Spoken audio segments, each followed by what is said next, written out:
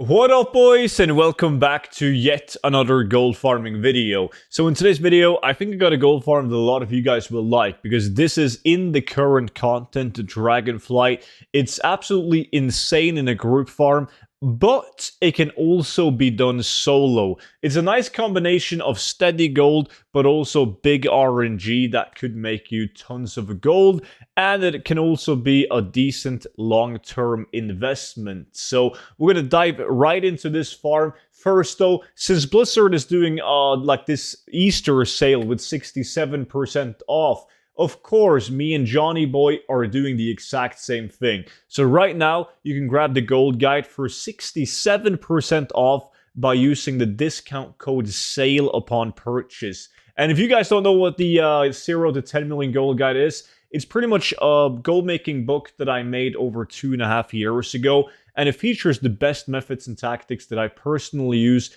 in order to achieve multiple gold caps. Now, the best part about it is the fact that it never runs out of date. So whenever a new expansion or a new patch gets released, I update the gold guide and I send that updated version to your email for free, for life. So make sure to check it out using the link down below in the description. And do not forget to use the discount code SALE. So today's farm was requested by a viewer of mine on the VIP Discord, Mr. Coded Heart. Now, he told me about these new items that were implemented in the patch that can drop these cosmetic items. And it was really fun to go back and try out the Dragonflight farm again. So the items that we are after are the Tuskar cosmetic items. If you guys don't know what these are, basically in the patch they implemented these cosmetic items, and the way to farm them efficiently solo is to go around in the Azure span and pick up these Tuskar chests, right? These Tuskar chests can contain a bunch of these blue cosmetic items, such as the Tuskar's Angler's Crossbow, the Axe, the Staff, the Mace, the Club, like you name it, there's a ton of these. And they're ranging anywhere between like 20,000 gold to like 40,000 gold. It really depends on your realm. However, if you play on a full pop server like mine, you'll notice that a lot of these items, they are extremely low in value already, right? So this is similar to what we saw in Shadowlands, where a lot of the cosmetic items are dropping down because they're just dropping left and right while people are doing like current content stuff.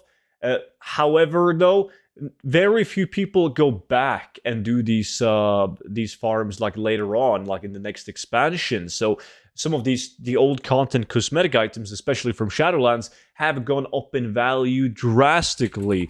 So I'm gonna do like I did in Shadowlands and just wait for these items go down in value to the point where it's actually worth buying in. But right now, it seems like someone has already done that because they're at a decent price. And the cool thing about them is that they are newly implemented to the game, and they are unique. They don't share appearance with any other item. So the sell rate on them, even though they're still transmog items, is actually pretty damn good. Now, you want to pick up the chests, as I said, if you're doing this solo. However, this is where the magic happens. If you have a group or a couple of mates to do this farm with, you can obtain them by killing mobs. And it is really, really efficient. So they can drop from all of the primalist mobs down here in this area in Azure Span. And we actually found a hyper spawn farm for these guys right here. Now, if you move down by the river right here, you can see that you have these guys, the Primal Sworn Furbolgs. And they, together with these watercolor mobs, hyper spawn like absolute crazy. Like, I'm going to show you guys a clip from when we did it, like live on stream. Just take a look at the spawn rate and the amount of mobs that's spawning. It is absolutely insane. And we did this with a budget group. Like, towards the end right here, we only had 7 people doing it, rather than the traditional 2x4. And we didn't have a monk. And a monk is really good for something like this because they can just place down the Ox statue and then taunt the statue, and all the mobs will just be at the monk rather than killing all the people pulling the mobs. Neither did we have a bunch of druids. We had a couple of them, but we had like enhancement shamans and mage and a hunter, and it wasn't like an optimal group like I would normally farm with, but we still got them to hyperspawn like absolute crazy. and we got a bunch of the cosmetic items. And another thing that's really cool about this farm is because it's a Dragonflight farm, don't mind that death, by the way, but because it's a Dragonflight farm, and these mobs are humanoids, and you also have some elemental mobs, you will get like all of the cloth that you can obtain from the mobs. Like you get the spool, you get the Wilder Cloth bolts, you will also get awakened, well, rousings, and you get a decent amount of raw gold, frostbitten cloth,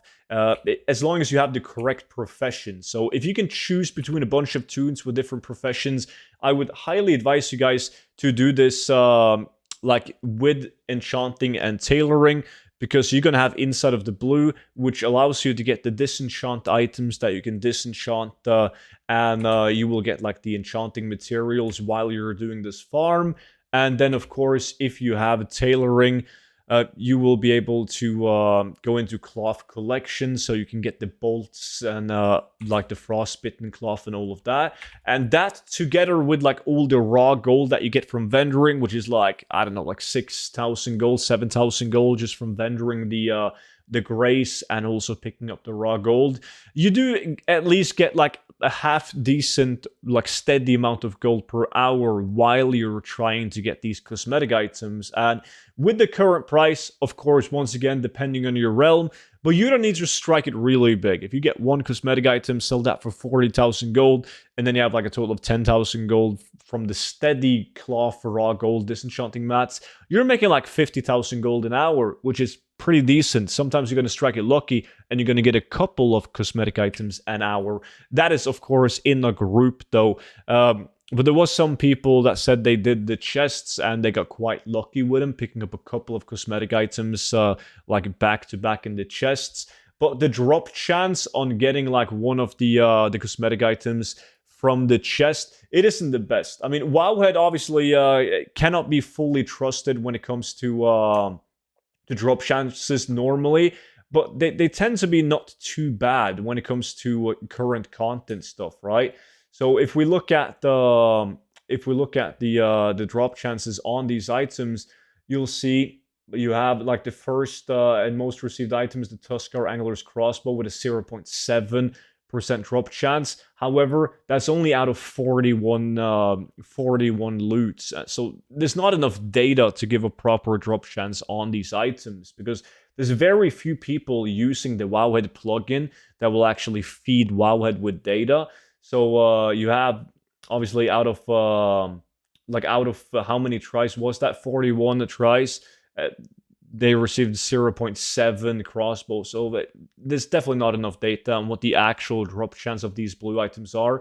It's very hard to say, but I wouldn't be surprised if it was like 1% in one of the Tuskar chests in order to get one of the cosmetic blue items. With that being said though, thank you guys so much for watching the farm. As always, big credits to Coded for letting me know about the farm. And of course, make sure that you snatch yourself a copy of the 0 to 10 million gold guide using the discount code SALE. That's linked down below in the comment section, but also the description. But until tomorrow's videos, guys, so thank you all so much once again, and I will see you back at tomorrow's video. Until then, bye-bye.